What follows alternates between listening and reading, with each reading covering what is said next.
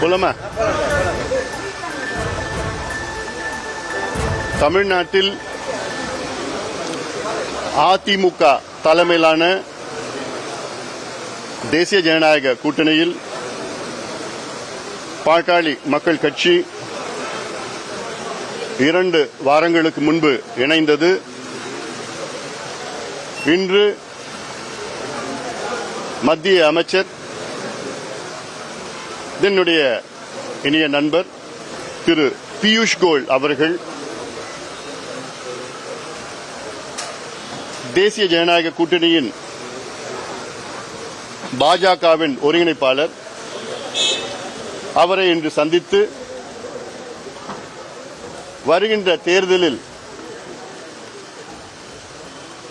எங்கள் கூட்டணியில் உள்ள அனைத்து கட்சிகளும் ஒருங்கிணைந்து செயல்பட்டு மிகப்பெரிய வெற்றியை நோக்கி நாங்கள் செல்வதற்காக இந்த சந்திப்பு நடந்தது. வருகின்ற 23ஆம் தேதி இந்திய பிரதமர் அவர்கள் தமிழ்நாடுக்கு வருகை தர இருக்கின்றார்.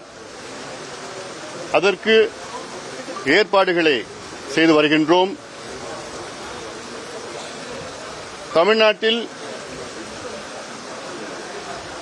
அனைத்து தரப்பு மக்கள் திமுக அரசு மீது மிகுந்த கோபத்தில் இருக்கின்றார்கள். அன்றாடம் தமிழ்நாட்டிலே பல தரப்பு மக்கள் போராடி வருகிறார்கள். குறிப்பாக ஆசிரியர்கள் ஒரு பக்கம், இணை பேராசிரியர்கள் ஒரு பக்கம், இடைநிலை ஆசிரியர்கள் 25 நாட்களாக போராடி வருகிறார்கள். சத்துணவு ஊழியர்கள் போராட்டம் செய்கிறார்கள். துப்புரவு பணியாளர்கள் போராட்டம் செய்து கொண்டிருக்கின்றார்கள். செவிலியர்கள், மருத்துவர்கள், கறிக்கோழி விவசாயிகள், பெண்கள், மாணவர்கள் போன்ற பல தரப்பு மக்கள் இந்த ஊழல் மோசமான திமுக ஆட்சியை எதிர்த்து அன்றாடம் ஆங்காங்கே போராட்டம் செய்து வருகிறார்கள்.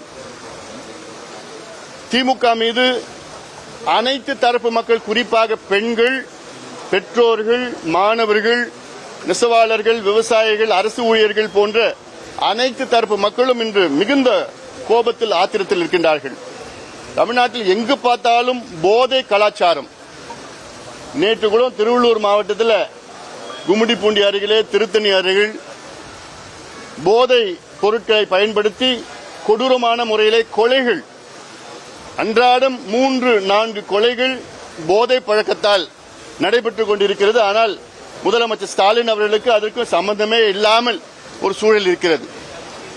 இதனால்தான் பாட்டாளி மக்கள் கட்சி அதிமுக தலைமையிலான கூட்டணியில் சேர்ந்ததற்கு காரணம் இந்த மோசமான திமுக ஆட்சி, மக்கள் விரோத ஆட்சி, விவசாயிகள் எதிரான ஒரு ஆட்சி, பெண்களுக்கு எதிரான ஒரு ஆட்சி, ஊழல் ஆட்சி, திமுக ஆட்சியை அகற்ற வேண்டும் என்ற ஒரே நோக்கத்திற்காகத்தான் நாங்கள் இந்த கூட்டணியில் சேர்ந்திருக்கின்றோம். எங்கள் கூட்டணி மிகப்பெரிய வெற்றி பெறும், உறுதியாக வெற்றி பெறும். இந்த 5 ஆண்டு காலத்திலே திமுக பொய்களை சொல்லி ஆட்சி செய்து கொண்டிருக்கிறார்கள். அதாவது நேற்று கூட ஒரு பொய், சட்டமன்றத்திலே ஆளுநர் உரை, இந்த ஆளுநர் உரையிலே திமுக அரசு அவர்கள் சொன்ன ஒரு பொய், அதாவது ஆளுநர் உரை என்றால் திமுக அரசு கொடுத்ததுதான் ஆளுநர் பேசணும், அது படிக்கணும்.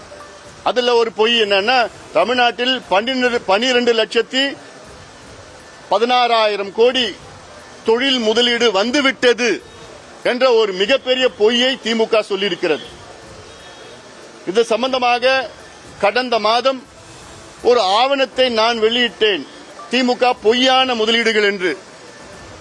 அதில் அவர்கள் சொன்ன பொய், கடந்த மாதம் 11,32,000 கோடி முதலீடு வந்துவிட்டது என்றும் 34 லட்சம் பேருக்கு வேலை வாய்ப்பு கிடைத்தது என்றும் சொன்ன பொய்யில் என்னுடைய ஆவணம் வெளியிட்ட பிறகு தொழில்துறை அமைச்சர் அதெல்லாம் அவ்வளவு வரல, 23 விழுக்காடு முதலீடு வந்தது என்று அதையும் பொய் சொல்லியிருக்கின்றார். தமிழ்நாட்டில் இன்று உண்மையான முதலீடு, தொழில் முதலீடு 1 லட்சம் கோடிக்கு குறைவாக.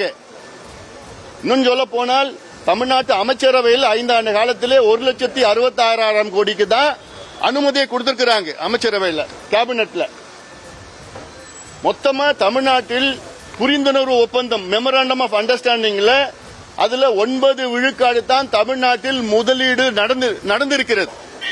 ஆனா இதெல்லாம் பொய்யை சொல்லி அன்றாட மக்களை ஏமாற்றுகின்ற ஒரு மோசமான ஒரு திமுக ஆட்சியை அகற்ற வேண்டும் என்று மக்கள் முடிவு செய்து விட்டார்கள். அதுவும் அனைத்து தரப்பு மக்களும். நேற்று பார்த்தா அமலாக்கத்துறை தமிழக காவல்துறைக்கு ஒரு அறிக்கை கொடுத்திருக்கின்றாங்க. அந்த அறிக்கையில ஒரு துறை, அதாவது ஊரக வளர்ச்சி துறையில, அதாவது அதிகாரிகளுடைய பணிமாற்றம் டிரான்ஸ்பர்ல 366 கோடி ரூபாய்